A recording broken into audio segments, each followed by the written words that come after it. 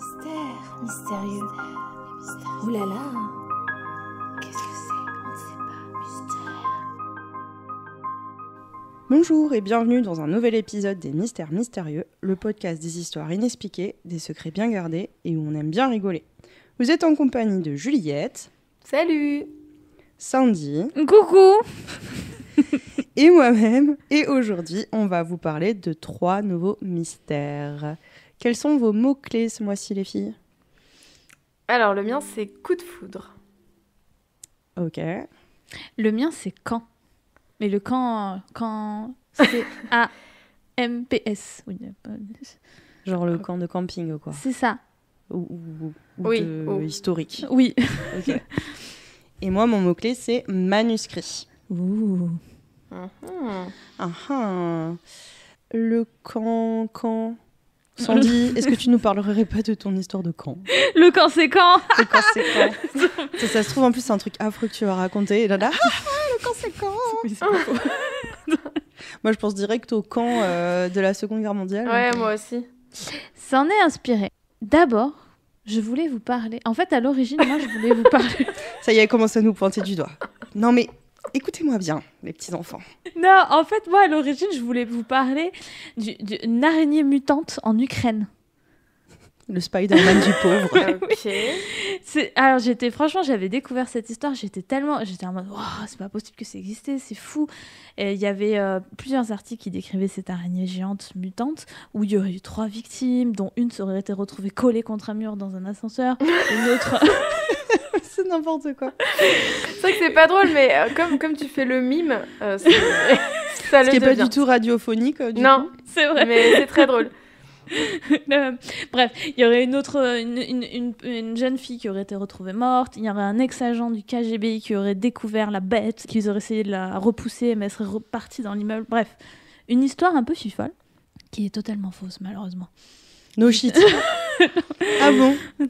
Non, oui, Et du coup, quel est le rapport avec le camp?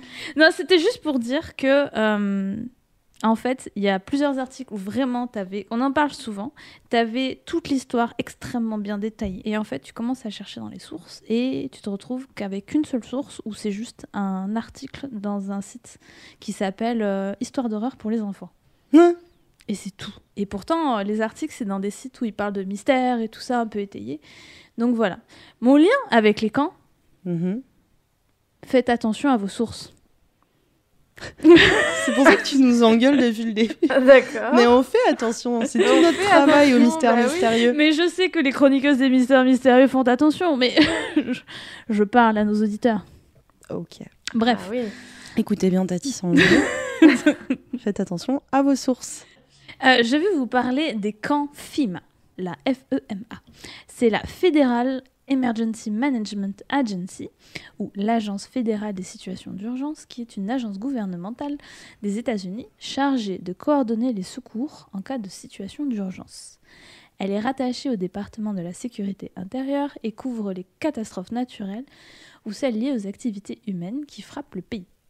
Elle existe depuis 1979 et elle est intervenue dans plusieurs crises majeures que les États-Unis ont traversées, dont le 11 septembre et l'ouragan Katrina.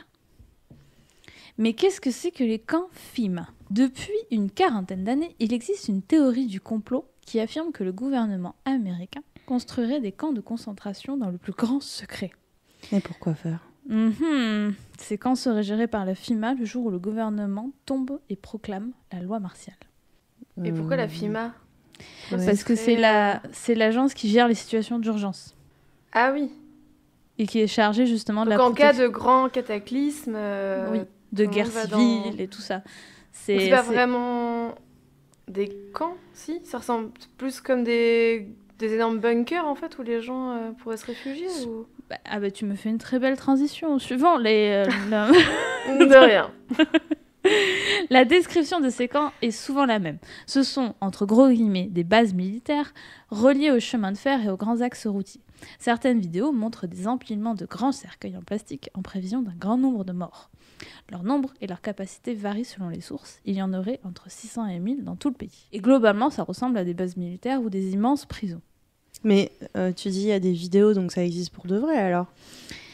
Là, le lien avec mon histoire, c'est que c'est tout a été débunké. Ah. Bon, bah, allez. Allez, Merci beaucoup. Voilà, Bonne soirée, mystère c'est la fin. Désolée, je vais un peu vite en besogne. Mais clairement, enfin, toutes les sources qui ont apparu, ça fait 40 ans que la théorie existe. Et à chaque fois qu'il y a ne serait-ce qu'une once de preuves, comme quoi il y a des vidéos et tout ça, déjà, soit ce n'est absolument pas vérifiable, soit c'est été débunké et que ça montre la véritable source de la vidéo ou des photos qui ne sont pas les bonnes. Bref. Ensuite, mais d'où vient cette idée des camps FEMA ? Ces camps font partie du projet global Rex 84, qui est une idée complotiste selon laquelle le gouvernement américain dispose d'une procédure secrète qui permet de passer au-dessus de la Constitution et d'emprisonner un très grand groupe de personnes sans se soucier des lois. Mais je comprends pas pourquoi. Pourquoi ils feraient ça ? Pour les mettre dans les camps après ? Dans le cas où, par exemple, tu aurais un grand groupe de personnes qui se retrouveraient contre le gouvernement, un soulèvement national, en cas d'épidémie aussi, pour protéger les populations. Ah ouais, moi j'étais encore restée aux catastrophes naturelles et du coup, pourquoi ils enfermeraient les pauvres victimes des catastrophes naturelles Et suivant les complotistes, après j'en parlerai, mais c'est vraiment c'est vraiment en cas de soulèvement en fait contre la chute du gouvernement et que le gouvernement militaire en place. D'accord. Si tu as vu, pour ceux qui ont vu The Last of Us, la FEMA est représentée par la FEDRA. Les FEDRA, c'est les gentils. C'est les militaires qui emprisonnent les gens. Non, mais je l'ai vu, mais j'ai dormi entre-temps. La FEDRA dans Last of Us, en fait, c'est... c'est les lucioles, les gentils. Oui, enfin, gentils. Mais les rebelles. Okay. Et la FEDRA, c'est le gouvernement militaire qui ont créé des bases neutres, en fait, qui protègent les gens des zombies. Mais du coup, qui personnifient la FEMA dans la vraie vie. D'accord. Voilà. Et donc, en fait, ce plan Rex 84 se base sur un véritable scénario gouvernemental appelé Readiness Exercise 1984, ou Rex 84, qui a été réalisé en... 84. Waouh. Vous suivez. Ce plan, en fait, se préparait à l'hypothèse d'une guerre civile où un grand groupe de citoyens se soulèverait contre les organes du gouvernement. Il a été réalisé en collaboration avec la FEMA et 34 autres agences fédérales. Les dossiers ont été déclassifiés et son existence a bel et bien été prouvée. Donc, ça se base sur quelque chose de véritable. Donc, il y a bien un plan d'urgence. C'est ça. Il est décrit comme tel, ce plan d'urgence. Pour combattre les activités subversives, l'autorisation était donnée aux militaires de mettre en œuvre un gouvernement et ordonner des mouvements de population civile, au niveau de l'État et au niveau régional, ainsi que l'arrestation de certains segments non identifiés de la population et l'imposition de la loi martiale. Donc il existe véritablement un plan d'urgence. Et du coup, ils enferment qui dans ces camps ? Ah, bah décidément, tu fais deuxième transition. C'est un spectacle. Vous me faites le spectacle alors les filles. Ah vraiment, tu suis mon plan à la lettre, Juliette. Qui serait emprisonné dans ces camps si c'était véritablement le cas ? En fait, d'un conspirationniste à l'autre, ça dépend. Des opposants politiques, des personnes qui refusent de se faire vacciner, des citoyens modèles. Il y a certains conspirationnistes... Des citoyens modèles, je comprends pas. Je suis un citoyen modèle. C'est clair. Certains conspirationnistes vont jusqu'à dire que le gouvernement a fait marquer les boîtes aux lettres de petits points colorés discrets pour faciliter le travail aux troupes, entre très gros guillemets, du nouvel ordre mondial. Un point bleu, direction les camps. Un point rouge... C'est vraiment trop naze. Sur les boîtes aux lettres en plus. Sur les boîtes aux lettres. Et un point rose, c'est l'esclavage. Un point rouge, c'est la fin pour vous, car c'est l'exécution sur le champ. Il y a des photos de ça. Moi, je vais aller checker ma boîte aux lettres direct. Il y a...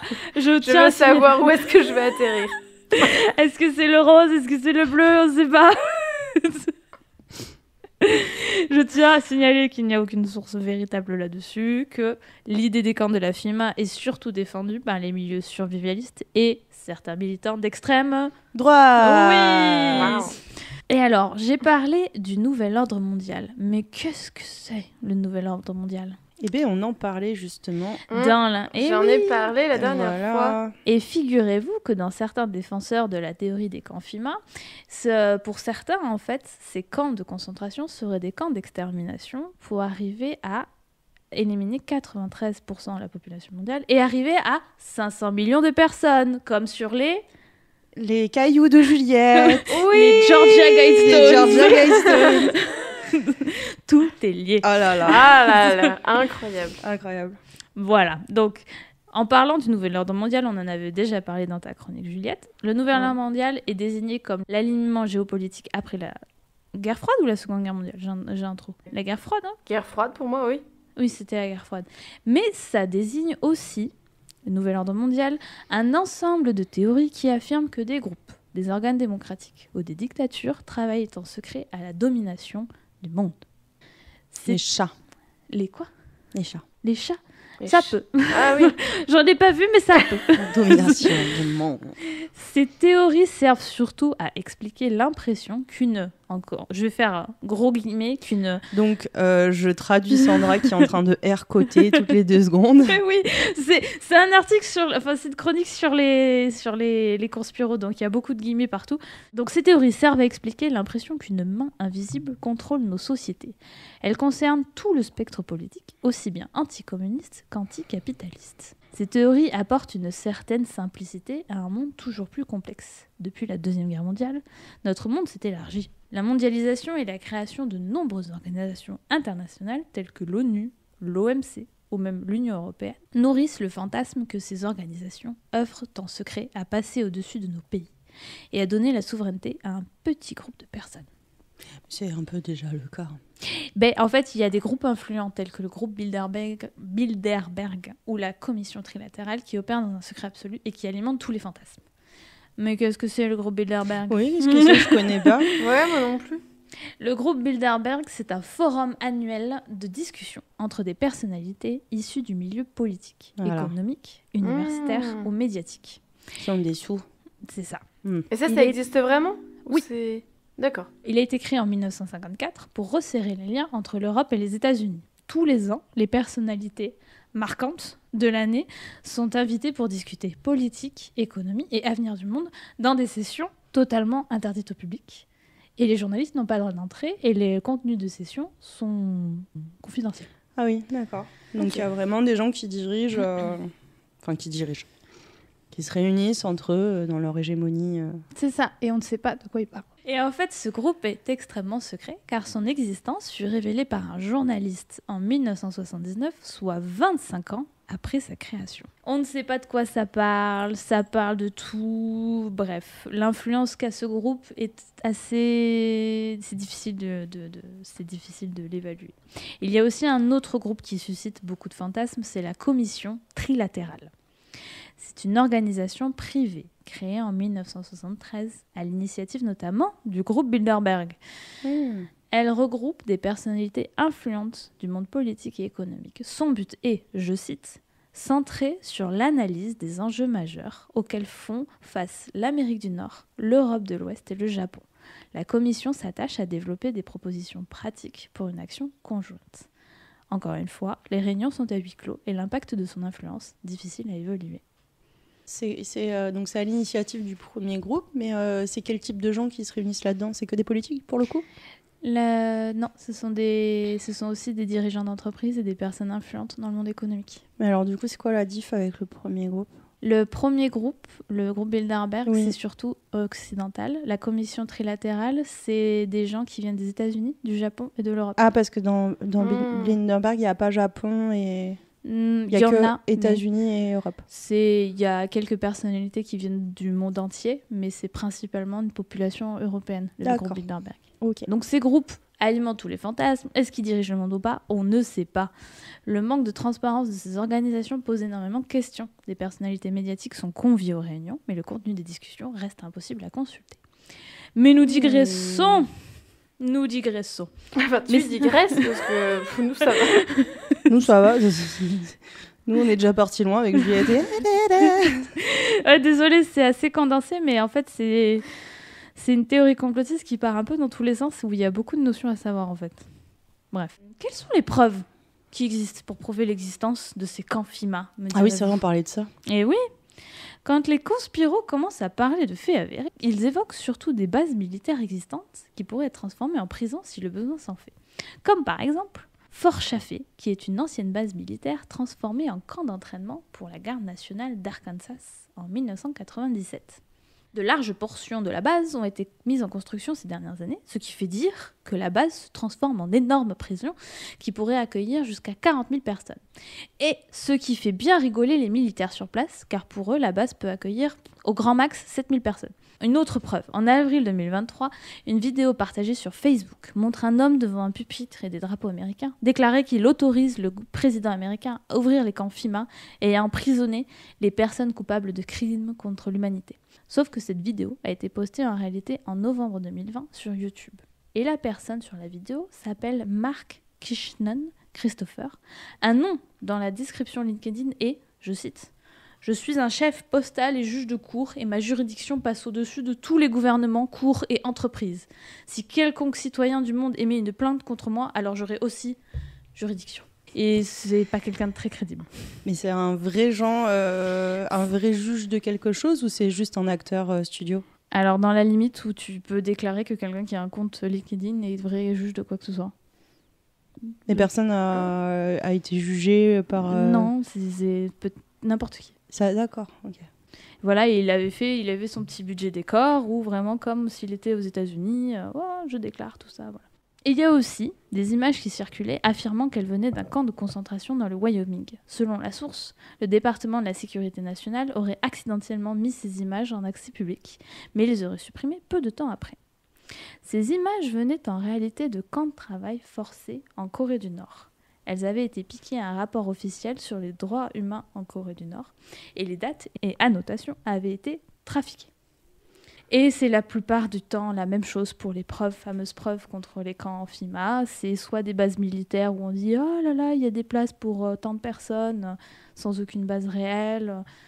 Il y aurait même, j'ai trouvé un article en France, comme quoi il y aurait des camps FEMA aussi en France, mais le seul truc que j'ai pu trouver, c'est une photo, ça pourrait être n'importe quelle prison en France, où ils disaient « Oui, ils installent des camps dans le centre de la France, c'est l'endroit parfait, parce qu'il n'y a personne !» Je suis sûre qu'ils le disaient avec cette voix en plus. Ouais. Et oui, en plus, il n'y a pas de localisation géographique, c'est le centre de la France, ça peut être partout. Et donc voilà, c'est la plupart du temps la même chose pour les fameuses preuves contre les camps FEMA.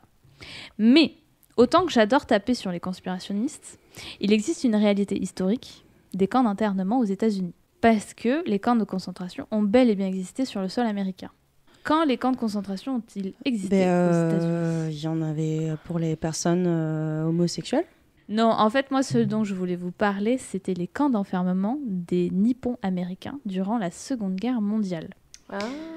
Dans un contexte de haine anti-japonais, le gouvernement avait proclamé des lois permettant d'enfermer systématiquement les citoyens d'origine japonaise, de première ou de deuxième génération. Ah ouais, donc t'es deuxième génération, ça veut dire que tes grands-parents et tes parents...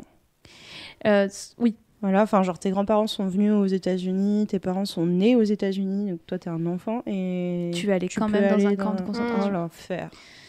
Enfin, dans tous les cas, c'est l'enfer, mais... Oui. Sur la base, en fait, ouf, c'était en fait dans un climat, du coup, contre les Japonais. Ils pensaient que tous les Japonais étaient des traîtres espions au service du Japon. Et il n'y a jamais eu d'espions japonais condamnés aux États-Unis. C'était vraiment sur des fausses accusations. Et là, on est dans les années 40. Donc on est en pleine... en fait, ça s'est accéléré au moment de Pearl Harbor. Mais du coup, des années 40 à 45, il y a eu plus de 110 000 personnes enfermées dans des camps de concentration. Déportées et enfermées dans les camps de concentration. Sans aucune justification, hors leur origine ethnique. Le président Roosevelt signa un décret permettant de créer des zones d'exclusion. Mais il faut appeler ça un chat. C'était des camps de concentration et de travail. Ils ont été tous... Alors, ils ont été libérés à la fin de la guerre. Certains sont devenus célèbres, comme l'acteur George Takei, qui était dans la série Star Trek. Il avait 5 ans à l'époque où il a été enfermé dans les camps.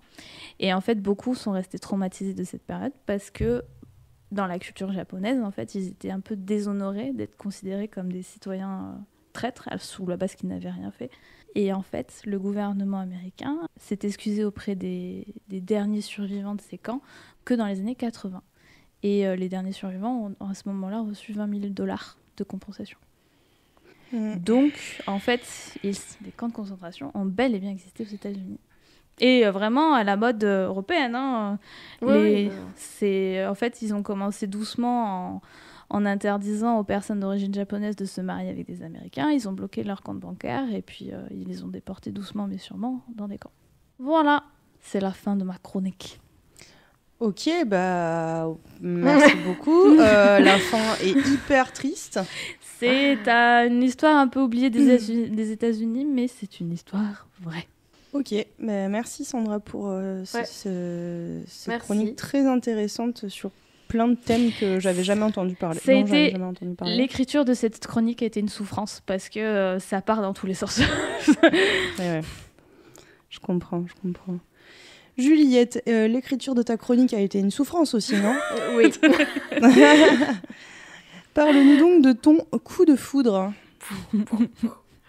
Alors, le coup de foudre, ce n'est pas une histoire d'amour. Ah, dommage. Après le moment qu'on vient de passer, là, c'est déjà... clair. Un peu de légèreté, ça aurait été pas mal. Alors, moi, je vais vous parler de quelqu'un, un homme, aux États-Unis aussi, qui a reçu un coup de foudre, littéralement. Il s'est fait traverser de la tête aux pieds par un éclair et après, sa vie a totalement changé. Oula. Frappé par Zeus. Tony Sikoria est né en 1952 dans l'État de New York. Il étudie la médecine et devient chirurgien orthopédique, fonde une famille et vit paisiblement. Jusqu'au jour où... Sa vie bascule lors d'un barbecue en famille durant l'été 1994. Malgré l'orage qui approchait, Tony décide d'appeler sa mère dans une cabine téléphonique et d'un coup, bam, un éclair frappe la ligne. Tony est touché en plein visage, l'éclair traverse son corps. Il perd alors connaissance. Alors selon les sources, il aurait fait un arrêt cardiaque ou pas. Bon, en tout cas, il se fait bien transpercer. Il est emmené à l'hôpital, il est sauvé. Mais... Il y a un mais. Malgré tout, il est quand même bien sonné par l'accident. Quelques semaines après, il retourne voir le neurologue pour des problèmes de mémoire. Il se sent extrêmement fatigué. Il fait un examen neurologique qui ne révèle rien d'anormal, donc on lui dit continue de te reposer et puis ça passera. On est rendu encore quelques semaines suivantes. Là, son énergie est revenue, il retourne au travail. Mais l'histoire ne s'arrête pas là. Ouais, j'ai plein de mais un peu partout. Il est pris de plus en plus souvent d'un désir insatiable d'écouter de la musique classique, notamment du piano. En sachant qu'il n'écoutait pas de musique classique auparavant. Mais c'est obsessionnel, hein. On parle pas de « Oh, j'écouterais bien de la musique ». C'est Tchaïkovski qui l'a de là-haut. Toi, tu vas écouter. Et du coup, il est tellement obsédé par le piano que, après avoir écouté des albums comme ça en boucle, il décide d'acheter un piano et puis de jouer vraiment du piano. Donc il se met à jouer tant bien que mal. Hein. C'est un peu chaotique au départ parce que il connaît pas. Et son obsession s'accentue après une nuit au cours de laquelle il fait un rêve où il se voit jouer sur une scène, depuis les coulisses, ses propres compositions.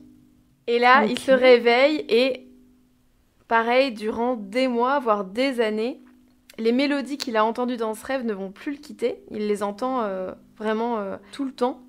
Il se met au piano. Le matin, il se lève à 4h du matin pour jouer au piano avant de partir travailler. Le soir, il revient, il mange un bout et hop, il se remet à son piano pour essayer de jouer les morceaux qu'il a Je me rends compte que t'aimes bien les histoires des mecs qui sont un peu obsessionnels. Hein.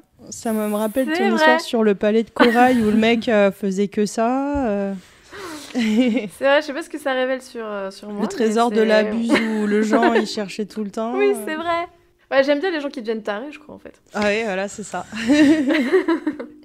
Donc il finit par écrire ce qu'il va appeler la sonate de la foudre. Non. Il était pas très doué sur le titre, par contre. Un jour, il est contacté par un journaliste du New Yorker qui souhaite l'interviewer. À la sortie de l'article, son téléphone n'arrête pas de sonner Et il est contacté par un directeur du département de musique de l'université de New York qui lui propose alors de faire un concert avec ses propres morceaux. Sa carrière est lancée. D'école. Donc il va jouer cette fameuse sonate de la foudre en 2008, donc c'est quand même 14 ans après le coup de foudre. Cette performance a été enregistrée en direct par plusieurs chaînes de télévision, notamment anglaises et allemandes. Son histoire fait vraiment le tour du monde, entre guillemets. Voilà, depuis il a composé divers morceaux et il se produit régulièrement sur scène. Mais... C'est vrai que oui. J'attends le truc à... Non, l'histoire se finit là. Ah bon ? Ah bon ? Ouais. Et en fait, Ah, le mystère, entre guillemets, de mon histoire, c'est déjà... Bon là, est-ce que c'est effectivement le coup de foudre qui a entraîné cette transformation ? Effectivement, il existe plusieurs histoires se rapprochant de celle-ci. D'accord ? Ce qu'on appelle le syndrome du savant acquis, ou plus simplement des génies par accident. Voilà. Donc ce sont des personnes qui n'avaient pas de talent particulier pour un domaine quand ils sont nés, et à la suite d'un accident, ils deviennent obsessionnels un truc. Voilà, exactement. Mais est-ce que c'est pas comme les personnes qui échappent à la mort, qui d'un coup se disent ah putain, je me suis dit que je ferais ça dans ma life et je vais peut-être mourir demain, donc je le fais à fond maintenant. Pas seulement. Alors là, effectivement, tu pourrais te dire c'est obsessionnel, il a joué du piano pendant des années, et finalement, forcément, à force de travail, il a réussi à... Mais c'est vraiment...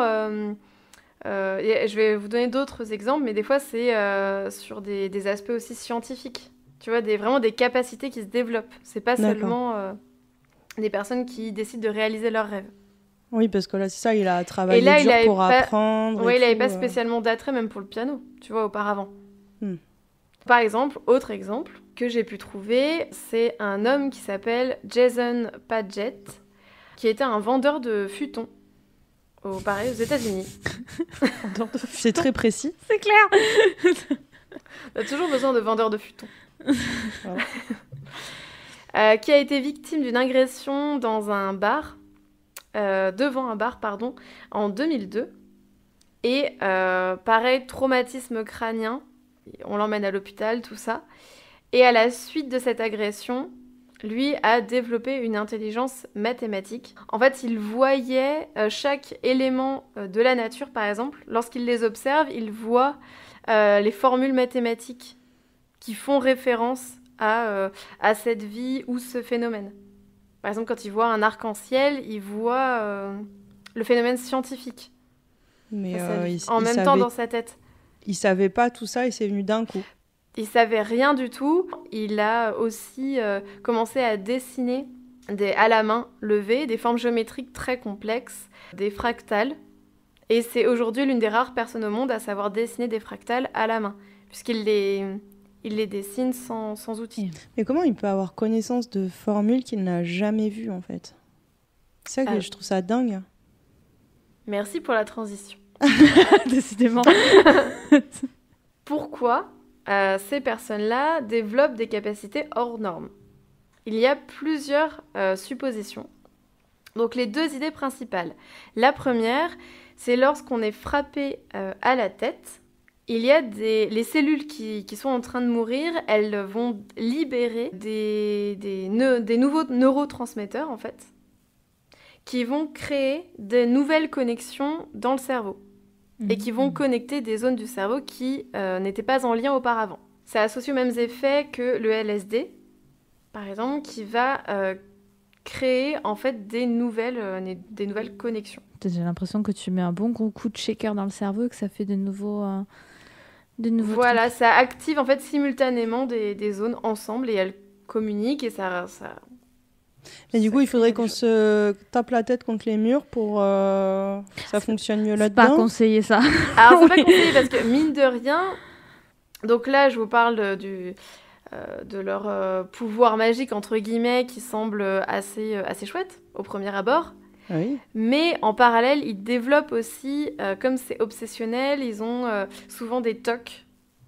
Vraiment très très important. Des peurs sociales, beaucoup de nombreuses phobies. Ils développent un talent, mais malgré tout, ils se coupent quand même beaucoup de leur entourage. Et eux-mêmes ne sont pas spécialement très heureux. Ils sont pas heureux, ouais, c'est ça ce que j'allais te demander. Et qu'en plus, c'est quelque chose d'obsessionnel. C'est-à-dire que, par exemple, pour la musique, notamment, il y a plein d'exemples. Alors là, je vous ai parlé d'une personne pour le piano, mais il y a d'autres exemples de personnes à qui c'est arrivé. Et en fait, il n'y a pas cette notion de j'aimais jouer de cet instrument de musique, et du coup, je m'y mettais tous les jours, et c'était un plaisir. C'est plus de l'ordre du devoir. C'est le cerveau qui leur envoie des messages de « il faut que tu te mettes au piano ». Il faut que tu en écoutes, il faut que tu t'y mettes. Ah ouais, c'est vrai que présenté comme ça a l'air beaucoup moins marrant quand même. Hein. La deuxième hypothèse, c'est qu'en fait, une partie du cerveau s'éteint au profit d'une autre. Ah oui, donc... Voilà. Donc en gros, par exemple, si l'hémisphère...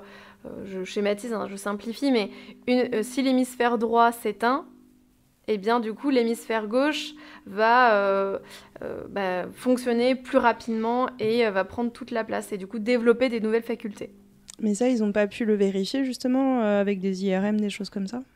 Oui, on a observé en fait ce genre de choses et il y a même des études qui ont été menées sur des personnes lambda où on leur a mis des petites électrodes en fait au niveau du cerveau. Des pastilles. On leur a fait faire des tests d'intelligence qu'ils n'ont pas réussi, des tests de logique, des tests voilà. J'aimerais ne pas réussir les tests d'intelligence. On dirait que Sandra joue ça live, tu sais. Ah non. Les petites pastilles. Ah oui, c'est ça.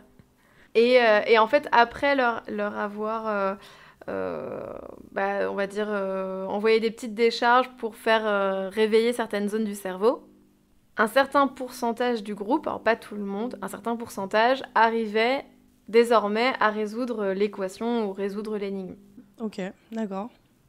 Donc ils commencent à deviner en fait qu'il y a effectivement des zones, certaines zones en fait à réveiller et qu'on a tous en nous et qu'il suffit de... C'est un peu ce qui se faisait déjà pour la lobotomie, quoi. Oui. C'était plus quand même charcuté, là. Dans l'autre sens. Oui, mais mais c'est l'idée. L'idée est là. Il y avait des traitements par électrode aussi. Oui, c'est vrai. Oui. Et qu'aujourd'hui encore, c'est utilisé. Ah ouais ? Les traitements par... comment ? La lobotomie ? Non, par les traitements par électrochoc. Dans quelles circonstances ? Et des maladies psychiatriques. Je suis pas une experte, je pourrais pas vous expliquer tout le truc, mais non, ça existe encore en fait. Ok, je savais pas que c'était encore utilisé. Et ça marche. Ah. Bon, bah alors si ça marche... Finalement, toutes les nanas qui étaient hystéro à l'époque, ça marchait. C'est plus pour les mêmes pathologies, c'est pas pareil. Ah, mais en fait, elles étaient pas malades, c'est pour ça que ça marchait pas, d'accord. Ah, ok. C'était une bonne idée, en fait. Oui, et du coup, qu'en fait, pareil, en hôpital psychiatrique, des neurologues ont réussi aussi à... Enfin, ils ont observé qu'il y avait certains patients qui étaient atteints de démence qui devenaient petit à petit aussi des artistes remarquablement bons et qu'ils souffraient en fait de démence frontotemporale qui en fait la démence affecte une seule partie du cerveau. À ce moment-là, en fait, ils observaient que la créativité, par exemple visuelle, est épargnée. Elle reste bien en place et au contraire, elle se développe. Et en parallèle, il y a des compétences linguistiques et sociales qui sont progressivement détruites. Voilà. Donc ils pouvaient vraiment observer la progression, en fait, que plus leur art progressait ou gagnait en maturité, en foisonnement, et plus, par exemple, ils perdaient la parole ou ils perdaient des capacités de communication. Oh là là. Et c'était des patients traités par électrode, enfin par choc électrique ou pas ? Du coup, c'était vraiment. Alors là, de je démence. sais pas. J'ai pas les traitements, mais j'ai juste les observations en fait. D'accord. Ok. De cette démence. Ok. Ça doit être terrible à vivre. C'est clair. Moi, j'ai vraiment le cliché en tête, tu sais, de la personne qui peut plus sortir, qui est en train de dessiner partout sur les murs, qui ne Mais c'est parle pas de la plus. démence folie, c'est de la démence débilitante, non, Juliette ? C'est pas des gens qui sont complètement fous. C'est comme les personnes âgées. Ça dépend ce que tu mets dans folie. Ce que je veux Tu dire vois, par là, c'est est-ce- pas la démence du Joker américain, c'est la Non, démence il y a des pas personnes de... qui perdent la boule comme en vieillissant. Oui, il n'y a pas...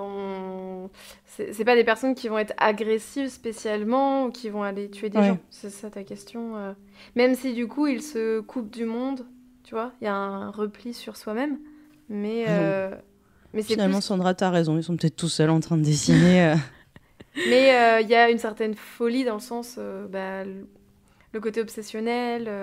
Et peut-être que... Alors là, c'est des hypothèses, hein, mais effectivement, peut-être que ces personnes-là, si tu les empêchais, par exemple, de dessiner, est-ce que du coup, elles ne Peut-être deviendraient qu'elles pas seraient agressives agressives. pour pouvoir exprimer ce truc-là? Mais voilà, donc c'est assez étudié, il y a plein d'hypothèses, mais ça reste un mystère, quoi. Ok. Mystère. Merci beaucoup, Juliette. Et il y a une dernière chronique. C'était quoi déjà, toi? Grimoire. Grimoire. Non, Ah bon? Manuscrit, non? Ouais, c'est pareil. T'as fait ta sauce, C'est Juliette. pas pareil. Oui, aujourd'hui, je vous ai préparé un sujet qui change un peu de mes Américains et de mes Russes fous habituels. C'est un sujet sur la tomate. Non, déjà Non. fait du coup. Est-ce que... Non, parce que du coup, t'avais bien parlé d'un manuscrit ou c'est moi qui ai déliré? Non, j'ai dit manuscrit. Ah. T'avais dit grimoire, ça. Alors peut-être que j'ai écrit manuscrit dans la conversation de groupe et que j'ai dit grimoire à Sandra. Bon. Est-ce pas que moi qui c'est- me folle. Est-ce que c'est sur le manuscrit de Voynich? Oui. Ah, je connais pas du tout. Mais par un biais actuel. Ok. Ouais. Oula. Aujourd'hui, j'ai décidé, entre autres, de vous parler d'intelligence artificielle et de cryptographie. Trop bien. Alors, Juliette, elle est déjà passionnée, tu sais, j'ai à peine commencé. Alors, c'est quoi la cryptographie?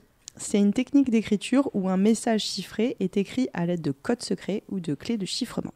Et Juliette nous en parlait justement dans ton sujet sur le trésor de la Buse, la saison dernière. Décidément, Juliette, elle couvre tous les sujets. Hein. Je Reporter, suis Juliette. partout. C'est clair. Ces derniers temps, on entend beaucoup parler de l'intelligence artificielle qui est sûrement à un tournant historique. Mais il faut savoir que l'IA existe depuis une 50aine d'années et elle a été utilisée à ses débuts, surtout dans le contexte de la Seconde Guerre mondiale. Une figure importante de l'histoire du développement de cette technologie, c'est Alan Turing, mathématicien et cryptologue britannique qui, durant la Seconde Guerre mondiale, joue un rôle majeur dans la cryptanalyse de la machine Enigma, qui était utilisée par les armées allemandes pour coder ses messages. Il a inventé les machines qui utilisent des procédés électroniques que l'on appelle les bombes.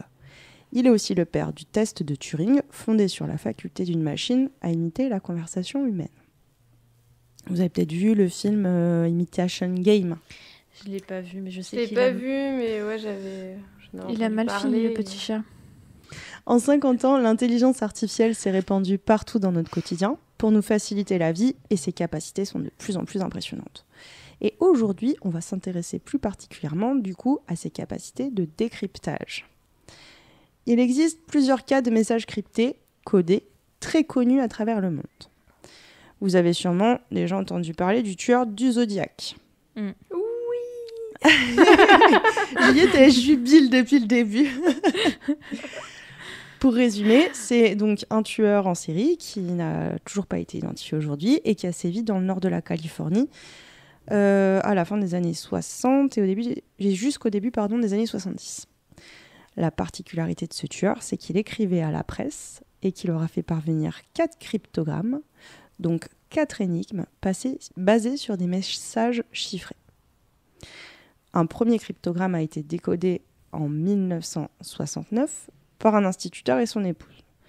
Et 2 autres, très récemment, en 2021, par un polytechnicien franco-marocain qui s'est appuyé sur les travaux de l'équipe d'un développeur américain qui, lui, travaillait depuis plus de 10 ans sur les messages codés du Zodiac et qui a mis au point plusieurs programmes informatiques dans ce but, décodant partiellement une partie des messages.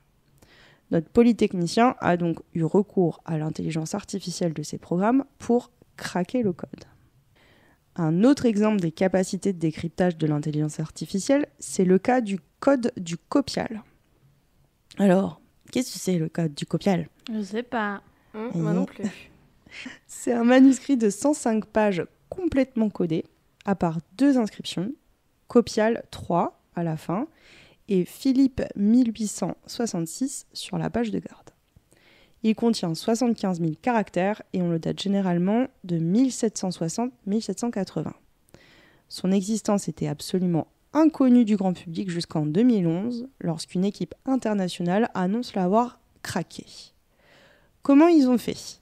Eh bien, ils se sont appuyés sur Carmel, une intelligence artificielle développée par Kevin Knight, professeur de l'Université de Californie du Sud, spécialisé dans le décodage.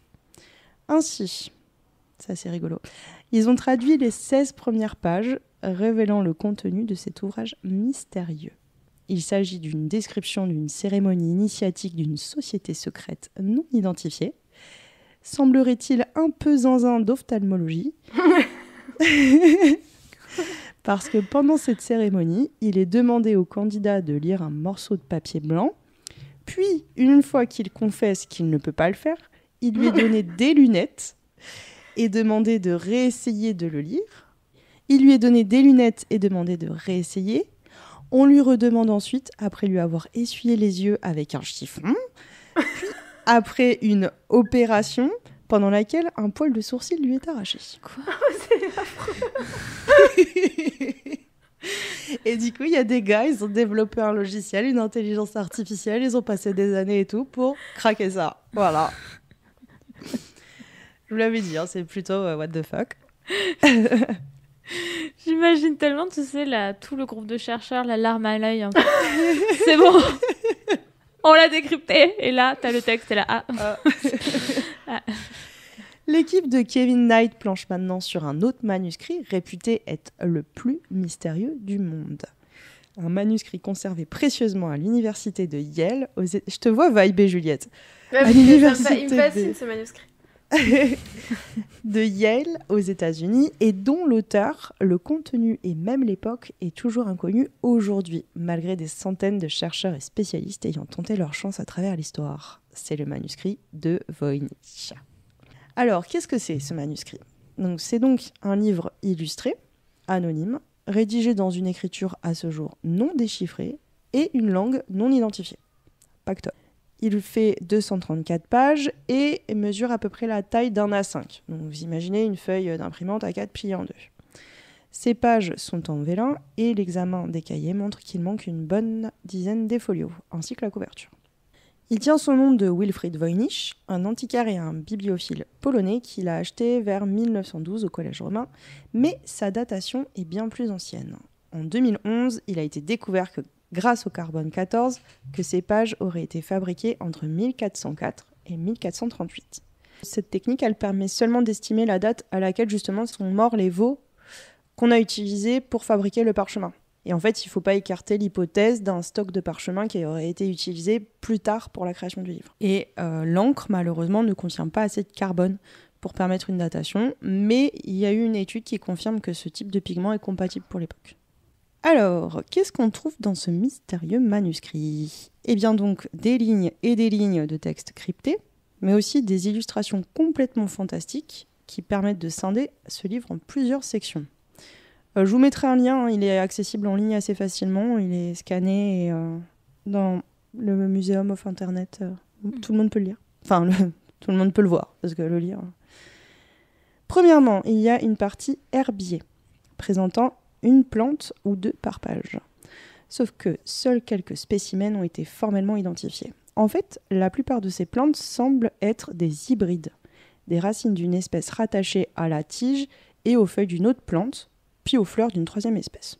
En 2014, un botaniste et chercheur américain a avancé que 37 des 303 plantes dessinées dans le manuscrit étaient d'origine mexicaine, précisant que la langue du manuscrit serait donc une langue aztèque indigène qui n'existerait plus aujourd'hui. Mais cette théorie n'est pas acceptée par les autres spécialistes du manuscrit. On trouve aussi une partie astronomie, avec des diagrammes d'astres comme des soleils, des lunes, des étoiles, Une série de 12 diagrammes représente les symboles des constellations du zodiaque. Chaque symbole est entouré d'exactement 30 figures féminines, la plupart nues, qui portent une étoile avec une légende. Les 2 dernières pages de cette section, qui concernent les Verseaux et les Capricornes, ont été perdues. Quant aux Béliers et aux Taureaux, les pages qui leur sont consacrées sont divisées en 2 paires de schémas avec 15 étoiles chacun. Certains de ces dessins sont sur des pages qui peuvent être dépliées. Ensuite, on a une partie que les chercheurs appellent biologie ou balnéothérapie. Et c'est une partie qui est vraiment étrange. Sur 19 pages se sert un texte très dense, parsemé de dessins qui représentent principalement des femmes nues, se baignant dans des bassins ou nageant dans un réseau de tubes d'une couleur verte. Beaucoup de personnes s'étant penchées sur le manuscrit parlent même de formes de tubes organiques, proches de celles du genre des intestins ou d'organes. Je vous mettrai donc le lien pour voir ça de vous-même, vous allez voir, c'est très bizarre. Et ensuite, il y a une partie baptisée cosmologie, dont le contenu a alimenté de nombreuses théories. Elle est composée de diagrammes circulaires et les pages sont dépliables. Une des illustrations s'étale sur 6 pages et contient des cartes de 9 îles reliées par des chemins avec la présence de châteaux et de ce que l'on estime être un volcan. Une autre illustration est celle d'un soleil à l'intérieur d'une sphère, une illustration qui peut faire penser à la théorie de la Terre creuse, selon la revue Icaris qui en a dédié un long dossier à ce mystérieux manuscrit en avril 2021. Alors, est-ce que vous connaissez la théorie de la Terre creuse ? Accrochez-vous à vos slips. Oui. Je mets ma ceinture, clac clac, allez c'est Juliette, parti. elle connaît déjà, alors faut pas que tu spoil, tu rajouteras, j'ai essayé de résumer, mais tu rajouteras s'il y a d'autres infos qui te semblent pertinentes. Ok. Alors, c'est une théorie qui a été émise en 1692, mais qu'on retrouve dans des croyances religieuses anciennes, comme chez les Grecs, et selon laquelle la Terre est constituée d'une coquille creuse d'environ 800 km d'épaisseur, de 2 coquilles concentriques intérieures et d'un noyau central. Sur la base de cette théorie, d'autres hypothèses furent avancées, comme la présence d'un soleil intérieur qui apporterait la lumière et la chaleur aux civilisations qui vivraient dans la Terre. Et notons que cette théorie est rejetée par la totalité de la communauté scientifique. Juliette, parle-nous de la Terre creuse. C'est principalement qu'il y a un autre monde qui vivrait sous terre avec d'autres végétaux, potentiellement d'autres êtres humains, des animaux et tout une faune et une flore qu'on ne connaît pas et qui reste à découvrir. Et d'où le lien justement que peuvent faire certaines personnes avec le manuscrit de Voynich, vu que la partie herbier montre que des plantes que nous on n'a pas en fait. Après la théorie du soleil, tout ça, ça peut être un peu peut-être tiré par les cheveux, mais par contre... Parce que le reste, pas du tout. Non, mais disons que par exemple, au fin fond des fonds marins, on pensait qu'il n'y avait rien, qu'il n'existait rien, puisqu'il n'y avait pas de lumière, puisque, tu vois, la pression était trop forte, et on a découvert qu'il y avait des animaux qui vivaient dessous. Comme des bêtes qui font ultra peur et qui sont immenses, vraiment. Voilà, donc pourquoi pas imaginer une vie qu'on ne connaît pas, une certaine forme de vie qui vivrait aux antres de la Terre. Pourquoi pas ? Gardons l'esprit ouvert. Voilà. Passons à une autre partie du manuscrit, une partie que l'on pourrait nommer pharmacologie. Elle contient plusieurs dessins de plantes avec une légende. Les figures décrivent des parties de végétaux, racines, feuilles, etc., ce qui suggère un guide destiné à un apothicaire. Des objets dans les marges ressemblent aux pots utilisés par les pharmaciens de l'époque et les pages sont clairsemées avec seulement quelques paragraphes de texte. Et la dernière partie du livre, c'est celle dite des recettes, composée de plusieurs paragraphes étant marqués d'une puce en forme d'étoile ou de fleur. Voilà pour ce qui est de la description de ce mystérieux manuscrit. Ça couvre beaucoup de sujets différents en tout cas. Alors, mais qu'est-ce que c'est que ce manuscrit ? Autant vous dire effectivement que depuis 1912, les théories autour de ce livre sont nombreuses. Est-ce un guide de médecine ancien ? Serait-ce un herbier astrologique ? Parce qu'il faut dire que l'astrologie a joué un grand rôle dans la cueillette des plantes destinées à guérir à l'époque où l'on suppose l'écriture de ce livre. Cependant, personne n'a encore été capable d'interpréter les illustrations au moyen des traditions astrologiques connues, européennes ou autres. Donc en fait, il y a tout un guide d'astrologie qui ne correspond à rien de ce que nous on connaît. Certains pensent que c'est carrément une arnaque. un genre de herbier alchimique vendu par un charlatan qui imiterait un herbier médical, avec un texte volontairement mystérieux pour épater les clients. Mais des spécialistes s'accordent sur le fait que le texte a été rédigé par une main assurée qui suggérait que l'auteur savait ce qu'il écrivait. Sans compter le nombre d'heures de travail, malgré les illustrations qui sont considérées peu qualitatives, qui passeraient autant de temps pour une supercherie. Concernant le langage mystérieux de ce livre, personne n'a su ne serait-ce qu'identifier l'origine ou le dialecte. De nombreuses personnes ont cru que c'était de l'hébreu. Certains pensent que c'est une forme de latin, d'autres de l'allemand. Et les spéculations vont bon train. J'ai vu une forme ancienne de mexicain. Il a été retrouvé où déjà ? Voynich l'a acheté en 1912 au Collège romain, donc à Rome.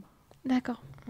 De nombreuses personnes ont travaillé sur le manuscrit pour en comprendre le contenu et découvrir l'auteur, mais toutes les théories avancées sont généralement rapidement réfutées par d'autres scientifiques et chercheurs. En clair, aujourd'hui, personne ne sait. En 1998, un alphabet spécial a été créé afin de transposer les lettres du manuscrit en caractères latins pour faciliter les analyses du texte par ordinateur. Ça s'appelle l'European Voynich Alphabet, que l'on appelle aussi EVA. Mais certains vous diront que c'est inutile, car certaines théories affirment même que le langage contenu dans ce livre est un langage divin, qui ne peut être compris que par des élus touchés de Dieu. On est quand même passé du charlatan au langage divin. De mon côté, je préfère penser qu'il y a en effet un code à craquer pour comprendre ce manuscrit étrange, et que le progrès de l'intelligence artificielle de ces dernières années pourra enfin résoudre ce mystère. Surtout qu'en 2022, des scientifiques ont mis au point un outil faisant appel à l'intelligence artificielle pour restaurer et déchiffrer des textes en grec ancien qui s'appelle Ithaka, et dont la technologie, basée sur un outil d'apprentissage profond, imite la structure du cerveau humain. Et cet outil pourrait servir à d'autres textes en différentes langues. Donc qui sait, peut-être que bientôt, le manuscrit de Voynich nous dévoilera tous ces mystères. Waouh. Merci le. J'adore. Bon, du coup, Juliette, tu connaissais déjà ? Oui. Mais c'est ça m'étonne pas parce que quand j'ai vu herbier astrologique, femme nue qui danse, je me suis dit, à mon avis, Juliette, elle connaît ou alors ça va l'intéresser. Lequel des trois ? Les trois en même temps. Ok, mais moi je penserais, tu vois, pour quelqu'un qui s'est fait frapper par la foudre et qui après s'est mis à écrire compulsivement. Le langage de Dieu. Ouais, je pense. Écoute, je connaissais pas du tout cette histoire et c'est assez intéressant. Je vous ai pas parlé de tout, c'est très très intéressant parce que la partie crypto, en fait, il existe plusieurs formes. Comment coder un message. Il y a eu plein d'études sur le manuscrit de Voynich avec la répétition de certains symboles qui font penser à nous, par exemple dans la langue française, la répétition des E. Enfin voilà, il y a eu plein de parallèles de faits. C'est passionnant, mais bon, je mise tout sur l'intelligence artificielle. Mais par contre, c'est la première fois qu'on enregistre depuis Podren. Ah pétard, oui, c'est vrai. Merci Podren. Merci Podren. Merci Podren. Podren. On a participé donc à Podren cette année et c'était hyper cool. On a rencontré plein de gens hyper sympas. L'ambiance, elle était grave cool. On a bien mangé. Oui. Oh là là, oh là là. C'est vrai, On aller a- à Podren pour manger, quoi. Pour manger. Et accessoirement écouter des podcasteurs, mais vraiment. Oh, on a découvert. Vraiment accessoire. Oui, c'est ça. Donc merci Podren, merci l'association Bad Geek. Et ben c'est tout pour nous, je pense. On se retrouve le mois prochain pour 3 nouveaux mystères. D'ici là, prenez soin de vous. Bye. Ciao. Bye.